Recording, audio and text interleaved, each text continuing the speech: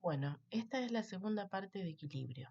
Nosotros en equilibrio vamos a ver dos tipos de equilibrios que ya vimos la primera parte. Una es equilibrio químico y esta es equilibrio ácido-base.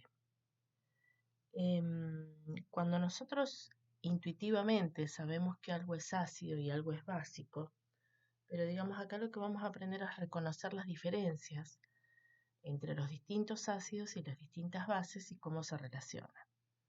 Bueno, acá con este ejemplo vemos, nosotros tenemos muchas cosas en la naturaleza que son ácidas. Acá tenemos el ejemplo del jugo de limón, tenemos las frutas, tenemos el ácido de nuestro estómago, que es muy ácido. En en nuestro propio cuerpo nosotros tenemos justamente expresión de sustancias que son ácidas y sustancias que son alcalinas o levemente neutras, como la sangre, por ejemplo, que es neutra, tirando un poquito hacia lo alcalino, ya que tiene un pH de 7,3. También, digamos, todos los líquidos celulares tienen tendencia a ser neutros. En los alimentos tenemos muchísimos alimentos ácidos, pocos son neutros o alcalinos, netamente alcalinos. Y después tenemos una serie de sustancias que usamos habitualmente que pueden ser ácidas o que pueden ser básicas, como el vinagre que es ácido, mientras que acá tenemos el ejemplo de la lavandina y muchos productos de limpieza que son netamente alcalinos o básicos, ¿no? Em, Algunas de estas sustancias manifiestan netamente sus propiedades y eso se ve con diferentes reacciones, con indicadores, que son sustancias que cambian de color, presencia de ácidos o de bases. Y una cosa muy importante es que los ácidos y las bases reaccionan para dar sales y agua, que eso lo vimos en el capítulo de nomenclatura, es decir, nosotros ya los conocemos desde el punto de vista de sus fórmulas y vimos que son indispensables los ácidos y las bases para producir sales. Bueno, muchísimos entonces ejemplos tenemos en la naturaleza y en nuestro propio cuerpo y entre nuestros alimentos de sustancias que se comportan como ácidos o como bases. Muy bien. Las primeras definiciones, en realidad la primera definición, o el primero que intentó definirlos fue Arrhenius en 1884, que dijo que los ácidos son aquellas sustancias que tienen hidrógeno y que en solución acuosa producen protones, es decir, que liberan esos hidrógenos como este ion que es el ion protón. Este es el ejemplo de un ácido como el ácido clorhídrico. Entonces Arrhenius dice, la sustancia tiene hidrógeno y en agua, en solución acuosa, lo libera como protón. Las bases dice que son las sustancias que contienen oxidrilo y que en solución acuosa entonces lo liberan como este ion, que es el ion oxidrilo. El hidróxido de sodio en agua, en solución acuosa, entonces libera el ion oxidrilo y el ion sodio. Esta definición fue muy importante en su momento, pero en realidad es una definición incompleta porque hay muchas otras sustancias que se comportan como ácido o como base y no necesariamente encuadran en esta definición.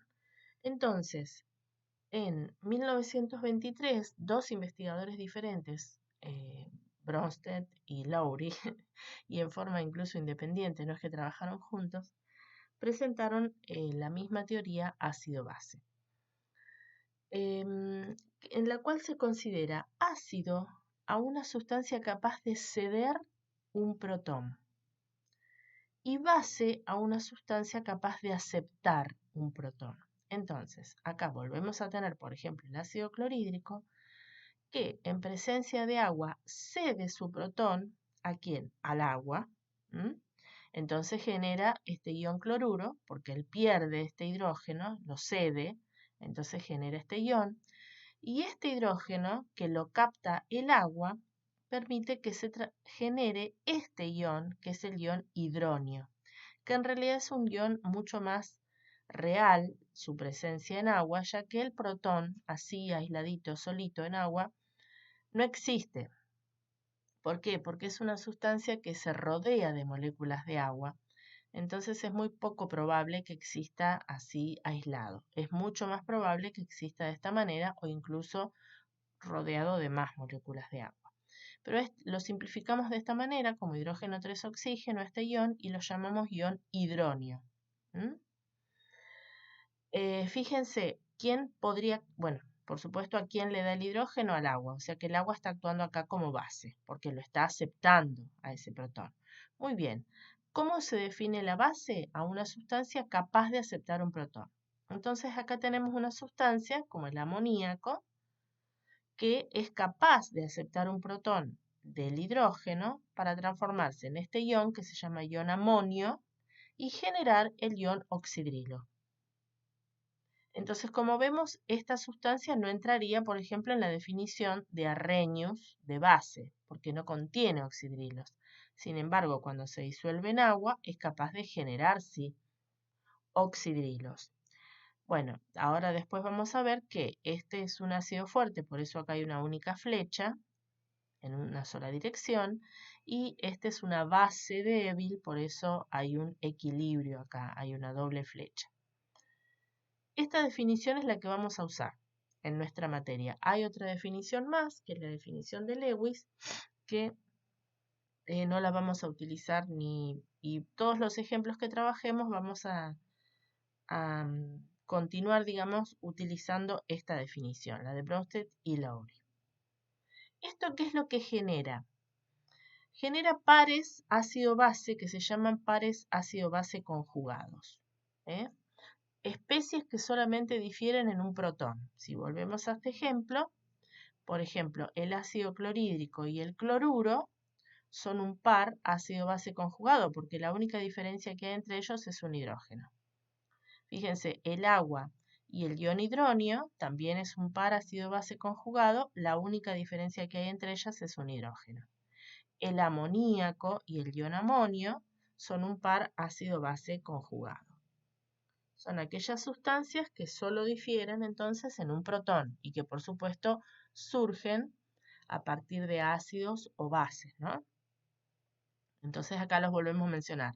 El ácido clorhídrico con el ion cloruro, el agua con el hidronio, el amoníaco con el amonio, el agua con el oxidrilo, es decir, las únicas diferencias entre estos pares de sustancias es un protón. Entonces estamos hablando de estas reacciones, que son reacciones en donde hay transferencia de protones. Fíjense, acá vemos un ejemplo con un ácido que es el ácido fluorhídrico. En el caso de este ácido, esto es el ácido, y este ácido frente al agua, ¿qué va a hacer? Le va a ceder este hidrógeno. El agua lo va a aceptar perfectamente porque el oxígeno tiene pares de electrones ahí sin compartir. Entonces acepta perfectamente este hidrógeno. Como este hidrógeno se viene sin su electrón, se viene entonces con una carga positiva para acá. Y genera este ion, que es el ion hidronio, que fíjense que tiene carga positiva, que es este famoso ion hidrógeno 3 oxígeno, el ion hidronio. El flúor entonces, que se queda con el electrón que era del hidrógeno, se queda con una carga negativa y genera este ion que es el ion fluoruro.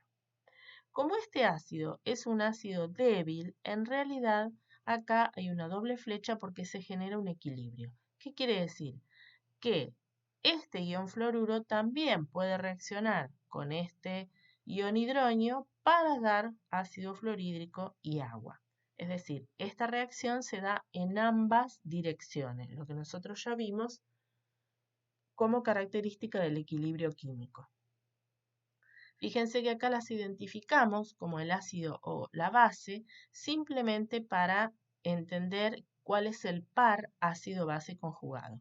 Si este es el ácido, que le puse ácido 2, y esta es la base, que es la base 1, es decir, el agua está actuando como base, el ácido 2, cuando entrega su protón, se transforma en esta base, que es su base conjugada. Este conjunto, fluoruro de hidrógeno, ion fluoruro, es el par ácido-base conjugados. ¿Qué pasa con el agua? El agua actúa como base y cuando acepta este protón se transforma en este ácido. Entonces, este par, agua, hidronio, es el par ácido-base conjugado también número 1. Y este par es el par número 2 en esta reacción. Veamos un ejemplo con una base. El amoníaco la identificamos como base 1 y entonces el amoníaco, si es una base, lo va a hacer frente al agua. El agua entonces va a estar actuando acá como ácido, que lo vamos a identificar como ácido 2. Fíjense que el amoníaco tiene un par de electrones libres, entonces perfectamente puede aceptar este hidrógeno para formar un enlace covalente allí. Este hidrógeno del agua se viene sin su electrón para acá, entonces se viene con carga positiva, el electrón se lo deja ahí al oxígeno y va a generar este ion que se llama ion amonio,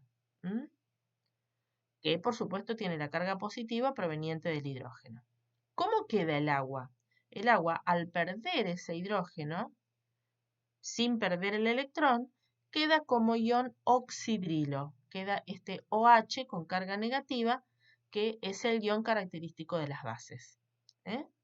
Entonces se han generado los nuevos pares ácido-base conjugados. El número 1 sería el par amoníaco-ion amonio. Y el par número 2 sería el par agua-oxidrilo. Esos serían los nuevos pares ácido-base conjugados.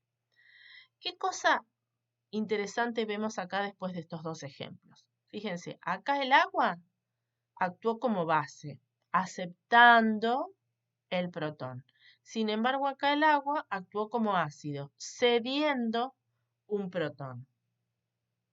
Entonces, esto es muy importante desde el punto de vista del comportamiento, no solamente del agua, sino de las soluciones acuosas de ácidos y bases. El agua es capaz de actuar como ácido y como base, por lo tanto la llamamos como una sustancia anfótera. Cualquier sustancia que puede comportarse de esta manera, decimos que es una sustancia anfótera. Fíjense qué es lo que le pasa al agua. Una molécula de agua, otra molécula de agua, una actúa como ácido y otra actúa como base. Entonces, si una cede un protón, se transforma en ion hidronio y queda como oxidrilo. Entonces, ¿cuál sería el par ácido-base? Bueno, este sería un par ácido-base, agua-hidronio, y este sería el otro par ácido-base, agua-oxidrilo. Esto ocurre naturalmente, aunque nosotros tengamos agua pura, una pequeñísima cantidad de ese agua pura es capaz de transformarse en iones, en ion hidronio y en ion oxidrilo. Por eso acá nosotros tenemos una doble flecha. ¿Qué quiere decir? Que esta reacción se da en ambos sentidos. Hay moléculas de agua que se transforman en iones y hay iones que reaccionan y se transforman en moléculas de agua. Si bien es una cantidad extremadamente pequeña, pero este equilibrio existe. Fíjense que como nosotros ya vimos el equilibrio químico, entonces nosotros acá, que tenemos una situación de equilibrio, podríamos plantear ¿qué cosa? Una constante de equilibrio. Bueno, ahora lo vemos. Acá simplemente está explicado lo que ya habíamos visto en los ejemplos anteriores. Cómo una molécula actúa como base, porque va a aceptar al hidrógeno, y cómo la otra molécula de agua actúa como ácido porque va a ceder ese protón. Entonces, esta molécula de agua actúa como base, esta molécula de agua actúa como ácido. ¿Qué va a generar? La presencia del ion hidronio, que es el ácido conjugado de esta base, y la presencia del ion oxidrilo, que es la base conjugada de este ácido. Esta molécula de agua, que actúa como ácido porque cede el protón, ¿en qué se transforma? En este ion que es el ion oxidrilo. Bueno, y acá estamos marcando el equilibrio. Este proceso se llama autoionización del agua. Y entonces nosotros podríamos plantear una constante de equilibrio, como vimos ya en la parte de equilibrio químico. Esa constante de equilibrio, ¿qué expresión tendría? ¿Cuál es la expresión de la constante de equilibrio? Bueno, el producto de las concentraciones en el equilibrio de los productos, eso en el numerador, dividido el producto de las concentraciones de los reactivos en el denominador. Recordemos, por lo que ya dijimos para equilibrio químico, que los sólidos y los líquidos puros en su propia fase son constantes. Por lo tanto, nosotros lo incluimos en la expresión de la constante de equilibrio, es decir, lo sacamos de acá, por supuesto pasa para acá, la concentración constante no nos interesa cuál es, y esto genera una nueva expresión de la constante de equilibrio para este proceso, que para el caso del agua la llamamos KW. Solamente para el caso del agua tiene este K, existe, digamos, como KW. La dejamos de llamar K sub C, que sería la constante de una constante de equilibrio químico cualquiera, y la pasamos a llamar KW. ¿Qué expresión va a tener esa KW? Bueno, directamente concentración de hidronios por concentración de oxidrilos. A esto lo llamamos producto iónico del agua. Esta constante tiene un valor, tiene un número para el proceso de autoionización del agua, que solamente va a depender de la temperatura. A 25 grados centígrados, KW es igual a 1 por 10 a la menos 14. Fíjense que este es un valor muy chiquitito, 1 por 10 a la menos 14. ¿Qué quiere decir? Eso me demuestra que las concentraciones de hidronio y de oxidrilo son muy pequeñas. Si uno mira la reacción, evidentemente va a observar que como los coeficientes estequiométricos son 1, en ambos casos, acá hay un 1 y acá hay un 1, las concentraciones que nosotros tengamos de hidronio y de oxidrilo tienen que ser iguales. Entonces, como yo ya conozco la expresión de la constante de equilibrio, digo que KW es igual a concentración de hidronio por concentración de oxidrilo y todo eso es igual a 1 por 10 a la menos 14. Este es el número que vamos a usar porque en general vamos a considerar que estamos a esta temperatura. Entonces yo podría de acá despejar y decir que la concentración de hidronio, que es igual a la concentración de oxidrilos, va a ser igual a la raíz cuadrada de 1 por 10 a la menos 14. Y esto me da 1 por 10 a la menos 7 molar. Recién acá fíjense que tengo unidades, porque estoy hablando de una concentración. En las constantes no tenemos unidades. Entonces, fíjense que este es un valor muy chiquitito también, es una concentración muy pequeña la de estos iones, pero suficiente para que estén allí, incluso para que un medidor de conductividad muy sensible pueda detectarlos. Esto entonces nos permite ahora clasificar soluciones en función de su comportamiento como ácidos o como bases o como neutras. Nosotros vamos a decir que una solución es neutra cuando tiene exactamente la misma concentración de hidronios, del ion hidronio, que es el que caracteriza a los ácidos, igual a la concentración de oxidrilos, que son los iones que caracterizan a las bases. Entonces, cuando esas dos concentraciones son iguales, decimos que estamos en presencia de una solución neutra. Pero, ¿qué puede pasar? Puede pasar que entonces la concentración de hidronio sea mayor a 1 por 10 a la menos 7 y que la concentración de oxidrilos entonces sea menor a 1 por 10 a la menos 7. Eso va a corresponder a una solución que vamos a llamar ácida, es decir, cuando nosotros tenemos un exceso de hidronios, de iones hidronios en solución. Esas soluciones van a ser soluciones ácidas.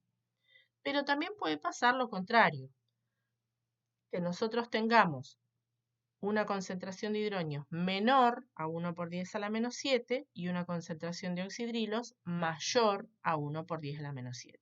En este caso vamos a tener más cantidad de iones oxidrilo, que son los que caracterizan a las bases. Entonces, a esta solución la vamos a llamar básica. Esto que nosotros escribimos acá en el recuadro es extremadamente importante. En cualquier solución acuosa diluida se va a cumplir, y bueno, hay 25 grados para estar acorde al valor de la KW, se va a cumplir que siempre esta multiplicación de iones hidronios por ion oxidrilo tiene que ser igual a 1 por 10 a la menos 14. No ya solamente cuando tenemos agua pura. Si yo tengo una solución diluida de un ácido o una solución diluida de una base, se va a cumplir que este producto de iones, o sea, del ion hidronio y del ion oxidrilo, siempre va a ser igual a 1 por 10 a la menos 14. Entonces, si este es muy alto, este será más bajo. Si este es muy bajo, este será más alto, siempre para cumplir con esta premisa. ¿Qué pasa? Si nosotros miramos un poquito esto, ¿qué es lo que vemos? Todos valores muy pequeños. Esto a la menos 14, esto a la menos 7. Nosotros ya vimos algunas constantes de equilibrio en equilibrio químico que también son valores muy pequeños, a la menos 3, a la menos 5, a la menos 8. Entonces, en este caso aparece un concepto muy útil que nos permite manejar con más tranquilidad y quizá interpretando mejor el concepto, ¿no? El concepto ácido-base, que es este concepto de pH. Para poder entender el pH, nosotros tenemos que hablar de un operador matemático que se llama P. Este operador matemático P es exactamente igual a menos el logaritmo en base 10 de algo, de lo que sea. Si nosotros estamos hablando de una concentración, por ejemplo cualquiera, que llamamos C, entonces podríamos decir que PC es igual a menos el logaritmo de la concentración C. En el caso en que nosotros esa concentración sea la concentración de los iones hidronios, lo simplificamos diciendo pH. Para no escribir todo esto, todo el ion hidronio, decimos pH. ¿Y qué es igual el pH? A menos el logaritmo en base 10 de la concentración de hidronios. De esa manera, entonces, también podríamos hablar, por ejemplo, de pOH, que a qué sería igual? A menos el logaritmo de la concentración de oxidrilos. Entonces esto, después lo vamos a ver con los ejemplos, nos permite trabajar con otro tipo de números. Fíjense, acá hay un ejemplo. Si nosotros tuviéramos una concentración de hidronios igual a 5 por 10 a la menos 6 molar, cuando nosotros calculamos el pH, que esto es simplemente saber usar bien la calculadora, es poner, bueno, en la mayoría de las calculadoras se pone primero la palabra log, se aprieta la tecla de log y después se pone el número. Bueno, y recordar que tiene un signo menos adelante. Entonces, cuando uno calcula el pH para esta concentración de hidronios, me da, por ejemplo, 5,3. Si la concentración de hidronios fuera 5 por 10 a la menos 3, que es una concentración mucho mayor que esta, cuando uno calcula el pH, fíjense que me da 2,3, pH mucho más bajo. Yo acá ya me doy cuenta de cuál es la relación que hay entre los iones hidronios y el pH. ¿Cuál es esa relación? ¿Cómo se relacionan? Bueno, podemos decir que a medida que aumenta la concentración de hidronios, el pH disminuye. ¿Qué quiere decir? Que las cosas que se van haciendo cada vez más ácidas, porque tienen mayor concentración de iones hidronios, tienen pHs cada vez más bajos. Esto es muy interesante, este concepto, porque vuelve a ayudarnos a clasificar soluciones y ahora de una manera quizá mucho más clara, más fácil de interpretar. Fíjense que a partir del concepto de pH, entonces ahora yo ya puedo decir que una solución neutra, que es aquella que tiene estas dos concentraciones exactamente iguales, iguales a 1 por 10 a la menos 7 molar, va a tener un pH y un pOH igual a 7. Cualquier solución neutra va a tener un pH y un pOH igual a 7. ¿Qué pasaba con las soluciones ácidas? Las soluciones ácidas eran las que tenían más hidronio, por eso tenían una concentración mayor a 1 por 10 a la menos 7, y menos oxidrilo. Esas soluciones van a tener pHs menores a 7 y pOHs mayores a 7.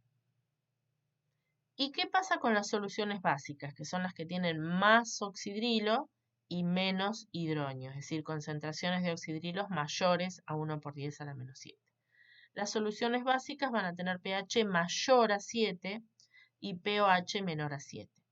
Esto es muy interesante, esto nos permite, el pH se mide relativamente fácil, o sea, bueno, hay que tener en parte o un equipamiento que es un pHímetro o unas tiritas de papel que contienen un indicador que por sus cambios de color nos indica en qué pH estamos. Pero digamos, el pH es un factor fundamental a medir en muchos casos, ¿no? En los alimentos, sobre todo, porque muchos alimentos necesitan estar a un pH determinado para ser seguros, por ejemplo. Entonces es una medida muy, muy habitual. Que, digamos, para lo cual se utiliza, como ya les digo, o un equipamiento o una tirita indicadora. Pero es un concepto muy útil porque nos permite saber inmediatamente con una medida muy sencilla si estamos en presencia de un ácido, si estamos en presencia de una base o si estamos en presencia de una solución neutra. Cuando uno va, por ejemplo, al código alimentario, se va a encontrar que prácticamente en todos los alimentos que estén definidos allí, dentro de los parámetros que los identifican, está el pH. El pH de la leche no puede ser mayor de tanto, el pH del agua tiene que estar entre tanto y tanto, el pH de un jugo de manzana tiene que estar entre tal valor y tal valor. Bueno, es una medida de laboratorio habitual y extremadamente útil. Y que en realidad nos está indicando, uno puede decir, bueno, ¿y qué me dice el pH? Bueno, me está indicando, me está dando una idea de la concentración de hidronios que yo tengo en una solución. Si hablamos de pOH, lo mismo, me está dando una idea de la concentración de oxidrilos.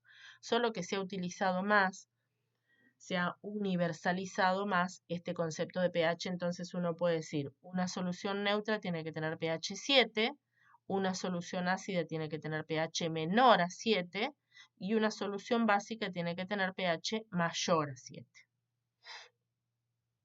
Bueno, acá tenemos algunos ejemplos. Fíjense, bueno, el jugo de limón tiene un pH de 2,5, o sea, es muy ácido.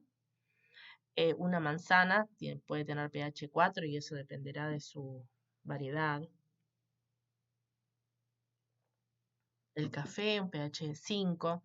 La leche, un pH de 6. En realidad los alimentos, la mayoría son ácidos.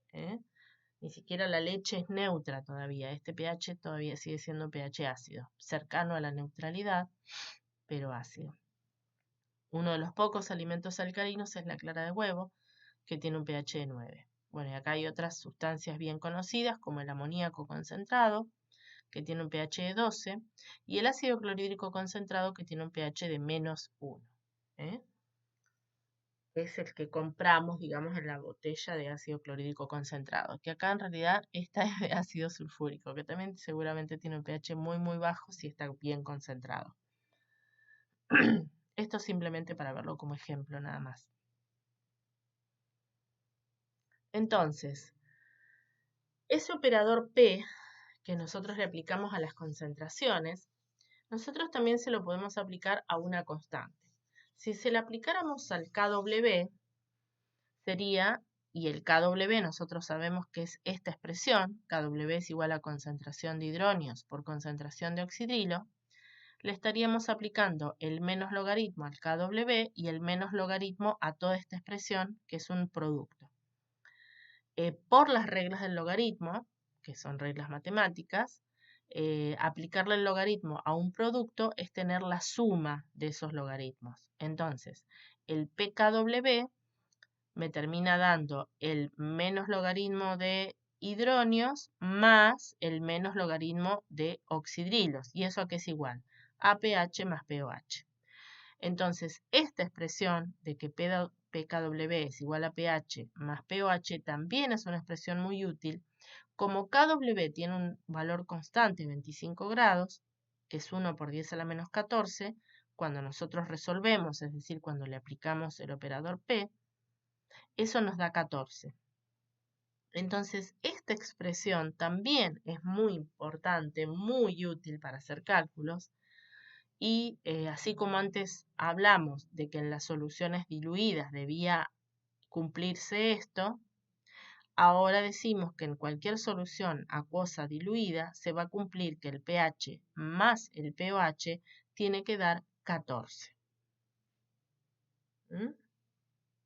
¿Eso de dónde proviene? Simplemente de aplicarle el operador P a la expresión de KW. Muy bien.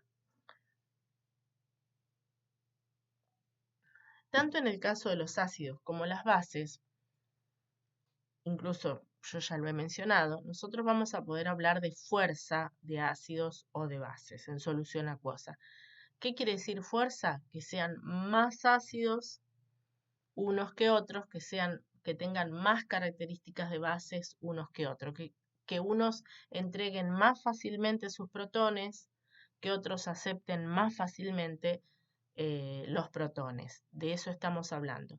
En realidad no vamos a hablar de los factores que influyen para que los ácidos o las bases sean más fuertes o más débiles. Simplemente vamos a dar ejemplos y a reconocerlos y a ver cómo trabajamos con ese equilibrio en el caso de los ácidos y las bases débiles. Entonces, nosotros acá, por ejemplo, tenemos un ejemplo de un ácido fuerte.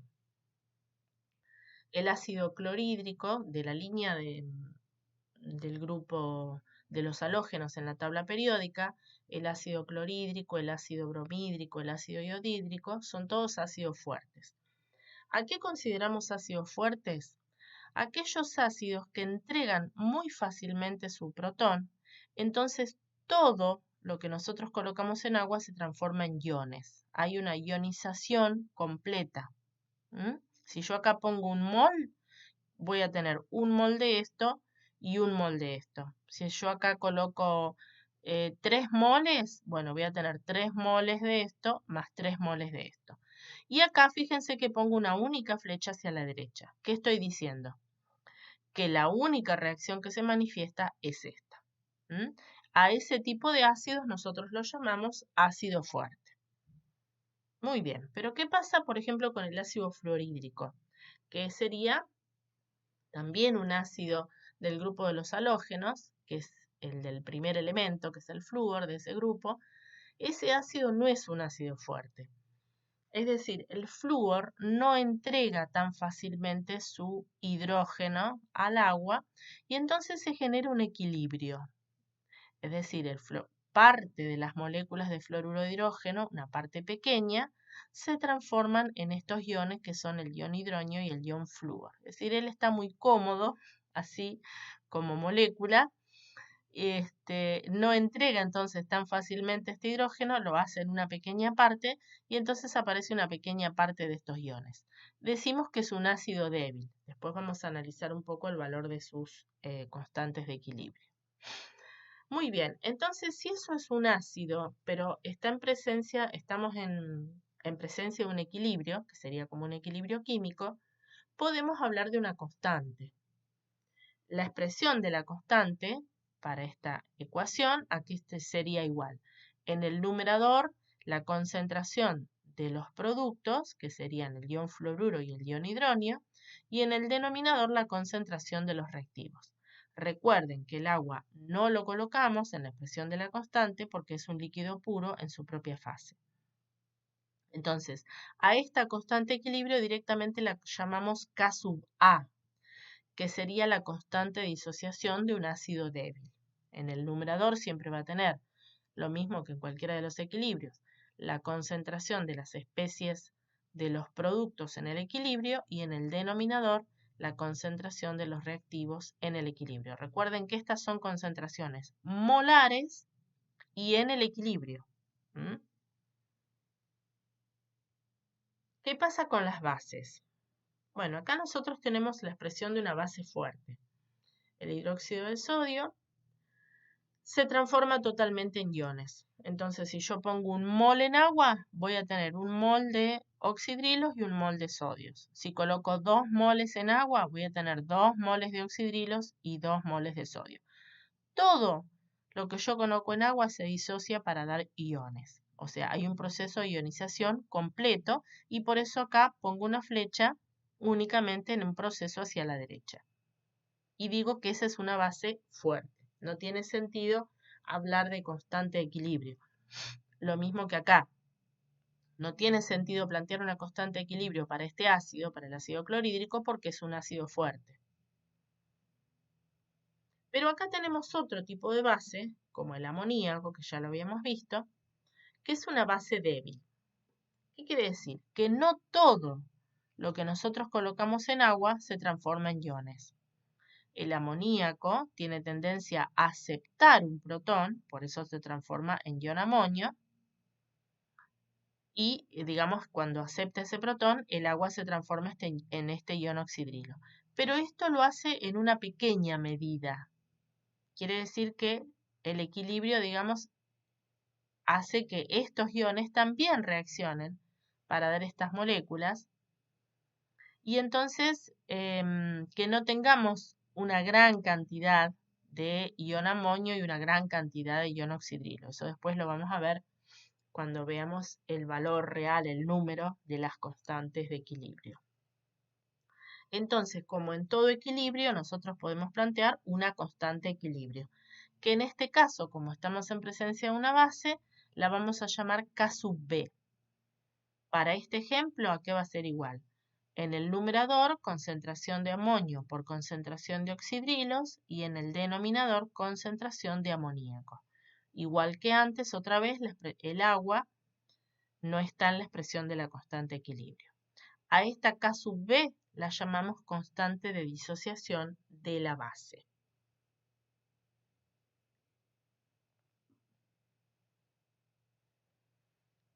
Entonces, ¿cómo comparamos, cómo sabemos dentro de los ácidos o dentro de las bases quién es más fuerte, quién es más débil? Una de las formas de compararlo es haciéndolo frente a otra sustancia exactamente igual. Por ejemplo, en el caso de los ácidos, para poder compararlos tenemos que hacerlos reaccionar, si cabe esa palabra, con la misma base. Por ejemplo, el agua. Entonces, veamos acá algunos ejemplos. Este es un ácido, el ácido nítrico, que es un ácido fuerte. Dentro de los oxoácidos, el ácido sulfúrico, el ácido nítrico, el ácido perclórico, son ácidos fuertes. Quiere decir esto que se disocian totalmente. Lo mismo que dijimos antes para el ácido clorhídrico. Todo lo que yo coloco en agua de ácido nítrico se transforma en estos iones. Por eso pongo una única flecha hacia la derecha y no tiene sentido que hablemos de constante porque el valor de la constante sería un valor extremadamente alto. Pero ¿qué pasa cuando escribo la expresión de disociación para el ácido fosfórico, por ejemplo? Este ácido, que tiene 3 protones para ceder, bueno, cuando cede su primer protón al agua, genera este equilibrio.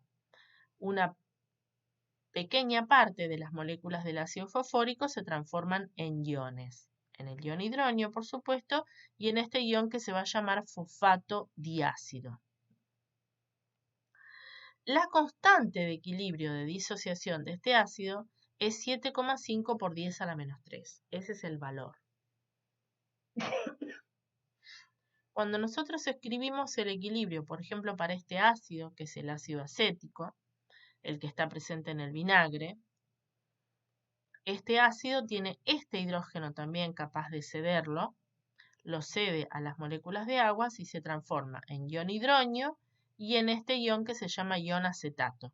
Pero lo hace también en una pequeña medida. Entonces acá ponemos una doble flecha y vemos que se genera un equilibrio. La constante de equilibrio de disociación de este ácido, que es un ácido débil, nos da 1,8 por 10 a la menos 5.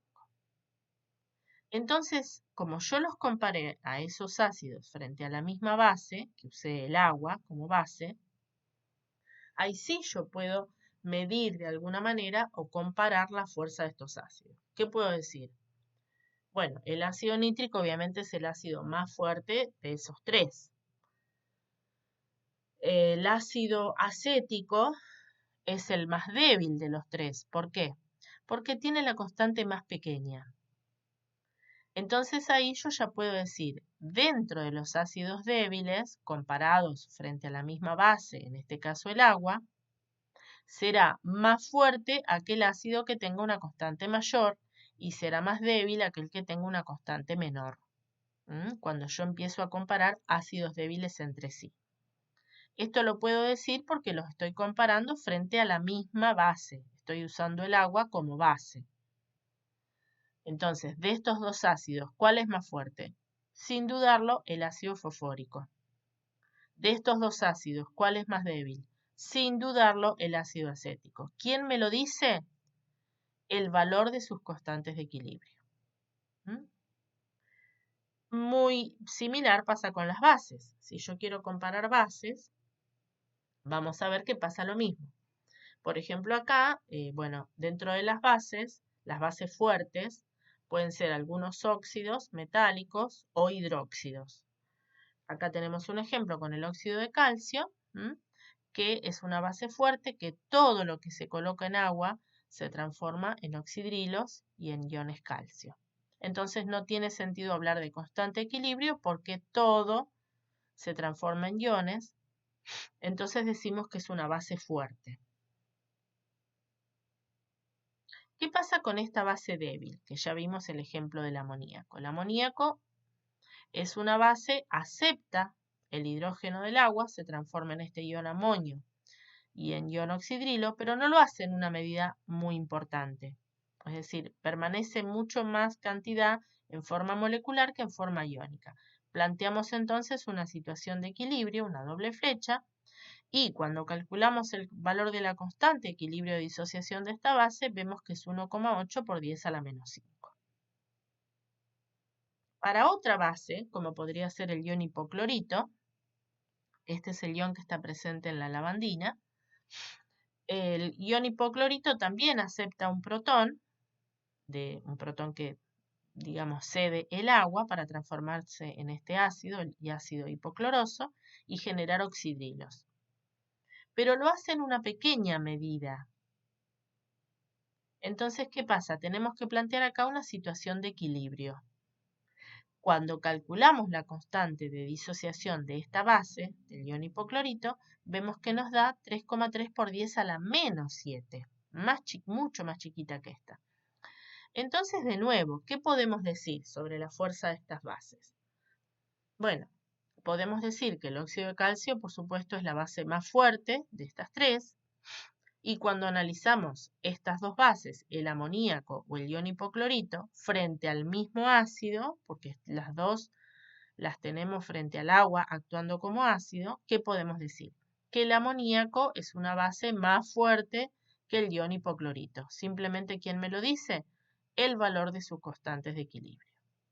Cuanto más alto es el valor, más fuerte será la base, o cuanto más alto es el valor, más fuerte será el ácido.